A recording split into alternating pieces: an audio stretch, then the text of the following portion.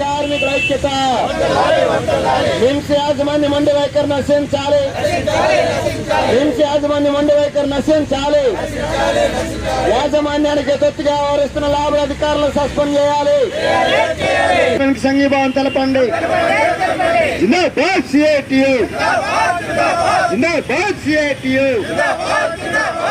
నెలమర్ల మించి ఉద్యోగుల వేతన ఒప్పందం అన్న చేయాలి. బకాయి పడ్డ 7 డిఏలు అన్నీ చెల్లించాలి. 7 డిఏలు బకాయిలు అన్నీ చెల్లించాలి. సిఐటియు జిల్లా కార్యదర్శి. వాస్తవంగా విజయనగరం జిల్లా నిమ్స్ లో పనిచేస్తున్న కాంట్రాక్ట్ వర్కర్స్ గత 30 రోజులు బట్టి సుదీర్ఘమైనటువంటి పోరాటం చేసినా ఇక్కడ జేసీఎల్ గారు మొన్న మా యొక్క సమస్యలు పరిష్కారం చేయాలని చెప్పి మన లేబర్ ఆఫీస్కి వస్తే జేసీఎల్ పోలీసులు పెట్టి ఏదైతే ట్రేడ్ యూనియన్ నాయకులు పక్క కిందన పెట్టి పైన దొంగలతో మాట్లాడించే పరిస్థితి అనేది జేసీఎల్ గారికి ఉంది. దాని మీద పెద్ద ఎత్తున లేబర్ డిపార్ట్మెంట్ దగ్గర నిరసన మనం తెలియజేయడం జరిగింది. వాస్తవంగా గుంతమ్మ కోరికలు కోరలేదు. నిమ్స్ అనేది మహారాజుల యొక్క హాస్పిటల్. అది మహారాజు అనే పేరుకి చెప్పి కనీసమైనటువంటి కనీస వేతనాలు అక్కడ లేవు.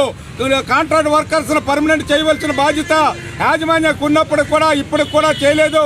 30 రోజులు బట్టి వాళ్ళు న్యాయమైనటువంటి కనీస వేతనాలు 7 నెలల బకాయి ఉన్న డిఏను అమలు చేయాలని చెప్పేసి అడిగితే కష్టాన్ని శ్రమ శక్తిని శ్రమ దోపిడీని దోచుకుంటున్నారు. కానీ కనీసం కాంట్రాక్ట్ కార్మికులు యొక్క సమస్యను పరిష్కారం చేయకుండా యాజమాన్యం కానీ దానికి అనుసరిస్తున్నటువంటి లేబర్ డిపార్ట్మెంట్ కూడా వత్తాసు పలుకుతుంది.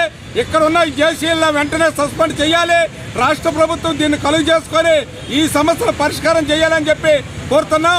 అలాగే జిల్లా కలెక్టర్ కూడా దాని మీద స్పందించకపోతే మేము విజయనగరం నిమ్స్ హాస్పిటల్ మొత్తం ఉత్తరాంధ్రలో ఉన్న శ్రీకాకుళం, విజయనగరం, విశాఖపట్నంలో ఉన్న కార్మిక వర్గం అంతా కూడా వాళ్ళ కాంట్రాక్ట్ వర్కర్ సంఘీభావంగా అక్కడే మహాధర్నా చేస్తాం.